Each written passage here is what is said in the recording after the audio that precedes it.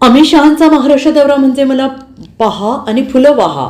सपकाळांचा टोला म्हणाले मुख्यमंत्री आणि उपमुख्यमंत्री हे कठपुतली, राज्याचा निर्णय शहा हेच घेतात. केंद्रीय गृहमंत्री अमित शहा यांच्या महाराष्ट्र दौऱ्यावरून काँग्रेस प्रदेशाध्यक्ष हर्षवर्धन सपकाळ यांनी टीका केली आहे. अमित शहा यांचा महाराष्ट्र दौरा म्हणजे मला पहा आणि फुलं वाहा या स्वरूपाचा होता असा टोला सपकाळ यांनी लगावला आहे. मुंबईत तरंगली आहे महायुतीचा भ्रष्टाचार उघड झालाय, भाजपला उतरती कळा लागल्याचं सपकाळ यांनी म्हटलंय. तसेच महाराष्ट्राचे निर्णय अमित शहा घेत आहेत, मुख्यमंत्री देवेंद्र फडणवीस घेत नाहीत अशी टीका देखील सपकाळ यांनी केली आहे. महाराष्ट्र केसरी लढवणारा माणूस गावगाड्यात कुस्त्या लढत आहे असं म्हणत प्रदेशाध्यक्ष हर्षवर्धन सपकाळ यांनी अशोक चव्हाण यांना टोला लगावला आहे. आगामी स्थानिक स्वराज्य संस्थेच्या निवडणुका प्रदेश कमिटीने जे काही अधिकार दिले आहेत ते स्थानिक पातळीवर निर्णय घेण्याचे अधिकार दिलेले आहेत. स्थानिकची जी काही परिस्थिती आहे ती पाहून सुद्धा निर्णय घ्या असे सपकाळ यांनी म्हटलं आहे. तसेच महाराष्ट्र अमित शहा चालवत आहेत, मुख्यमंत्री आणि उपमुख्यमंत्री कठपुतली आहेत.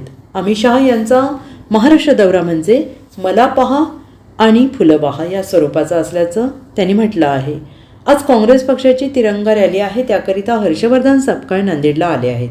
यावेळी प्रसारमाध्यमांशी बोलताना त्यांनी ही माहिती दिली.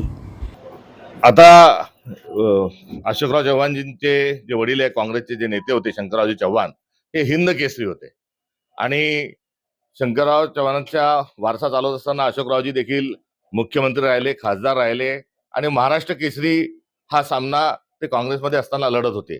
आता जत्रत ते दंड ठोपटताना आणि कुस्त्या खेळताना बघून हसू येतं, यापेक्षा अधिक काही बोलू शकत नाही. नांदेडनंतर देवेंद्र फडणवीस असं म्हणले की आता काँग्रेस सुद्धा पाकव्याप्त होतात. त्यांनी थोडंसं मागे पलटून जर बघितलं असतं तर स्टेज जो आहे हाच पूर्ण काँग्रेस युक्त होता हे त्यांच्या ध्यानात आलं असतं. तर बघा, स्थानिक स्वराज्य संस्थेचं बिगुल वाजत काँग्रेसची काय भूमिका असणार? काँग्रेस सक्षमतेने स्थानिक स्वराज्य संस्थांना सामोरे जात आहे आणि काँग्रेसची जी रणनीती आहे ती स्पष्ट स्वरूपाची आहे. स्थानिक नेतृत्वाला आम्ही सर्व अधिकार देत आहोत. त्यामुळे आमचे येथील खासदार असतील, आम्ही लवकरच संघटनात्मक या ठिकाणी जे काही आवश्यक त्या दुरुस्त्या आणि बदल आहोत ते देखील करणार आहोत आणि त्या अनुषंगानं स्थानिक आमचं संघटन जे आहे त्या पातळीवर याचे सर्व निर्णय होतील आणि जोरकस पद्धतीने आम्ही निवडणूक लढणार आहोत आणि जिंकणार आहोत. छत्रपती शिवाजी महाराज तुमचा bureau report SBN Marathi, Nanded.